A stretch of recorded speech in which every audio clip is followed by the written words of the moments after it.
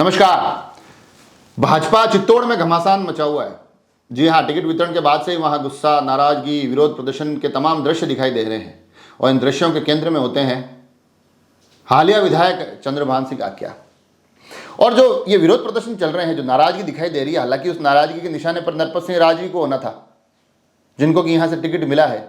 मगर कमाल की बात यह है कि निशाने पर नरपत सिंह राजवी नहीं है, निशाने पर भारतीय जनता पार्टी के प्रदेश के मुखिया सीपी जोशी है, जो कि चित्तौड़ से सांसद भी है। और जो वहाँ के लोग हैं, जो विरोध प्रदर्शन चल रहे हैं, जो चंद्रभान सिंह आक्या के समर्थक हैं, वो बड़े स्पष्ट रूप से आरोप लगा रहे हैं कि जो टिकट वितरण हुआ है, ये टिकट कटने का जो कारण है, वो कारण प्रदेश के मुखिया सीपी जोशी है।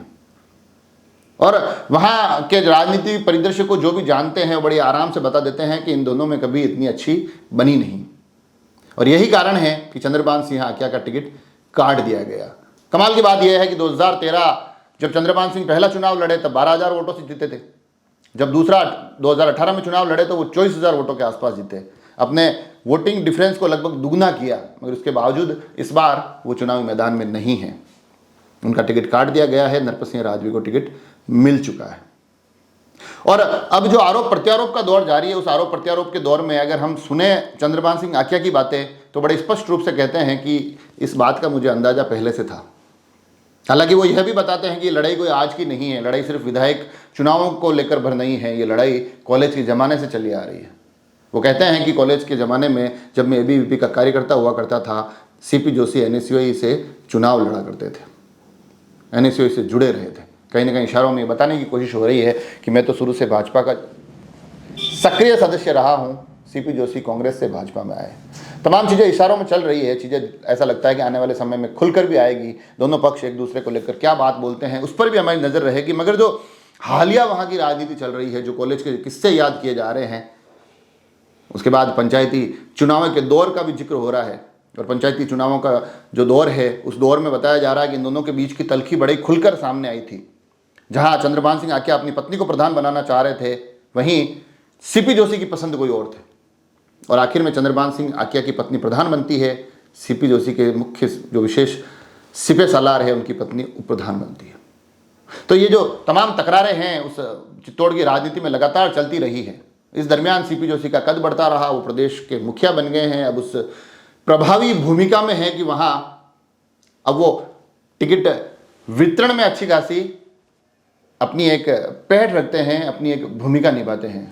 तो ये जो तमाम गुस्सा जो उबल रहा है वहाँ पर, ये गुस्से का कारण यही है कि लोगों का कहना है कि सीपी जोशी की इस टिकट वितरण में बड़ी महत्वपूर्ण भूमिका रही है। हालांकि सीपी जोशी का कोई वक्तव्य इस पर आया नहीं है, उन्होंने अपना वर्जन कोई दिया नहीं है, मगर चंद्रभान सिंह आक्या खुलकर बोल रहे हैं, खुलकर आरोप लगा रहे हैं। उनके समर्थकों का सारा गुस्सा भी प्रदेश अध्यक्ष को लेकर है। और साथ ही चंद्रभान सिंह इशारों में यह भी कह चुके हैं कि आगे क्या करना है ये बहुत जल्दी तय किया जाएगा। और अगर वो निर्दलीय लड़ने का तय करते हैं तो ऐसी स्थिति में चित्तौड़ का ये जो मुकाबला है बड़ा ही रोमांचक हो जाएगा। जहाँ चित्तौड़ से पूर्व विधायक रह चुके नरपत सिंह राजवी इस बार मैदान में दिखेंगे, तो चित्तौड़ के वर्तमान विधायक भी हो सकता है निर्दलीय के रूप में इस चुनावी क्षेत्र में अपना दमखम दिखाते नजर आए। ऐसे में कांग्रेस को खुश होना लाजमी है। कांग्रेस कोशिश करेगी कि जो 2 बार से यहाँ हार रही है, इस बार भाजपा के इस अंतर्कलह के सहारे यह सीट अपने पाले में ला सके। अब क्या होता है, किस प्रकार से होता है, मगर मैंने इस एपिसोड में थोड़ा सा ये हल्का सा ब्रीफ करने की कोशिश की है कि आखिर वहाँ के पूरे घटनाक्रम में जो सब कुछ पर्दे के आगे दिखाई दे रहा है, सब कुछ इतना सरल, इतना आसान, इतना सीधा सीधा है नहीं।